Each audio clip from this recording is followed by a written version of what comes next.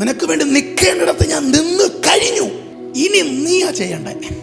നിനക്ക് വേണ്ടി ചെയ്യേണ്ടൊക്കെ ഞാൻ ചെയ്ത് കഴിഞ്ഞു. ഇനി ചെയ്യേണ്ടത് നീയാ. നിന്റെ വടിയെടുക്കാൻ പറ്റാത്ത കെട്ട് അപ്പുറത്തുനിന്ന് വന്ന കെട്ടല്ല, നീ തന്നെ. ഈ രാത്രി ആ കെട്ട് പൊട്ടിച്ച് നീ എടുക്ക്.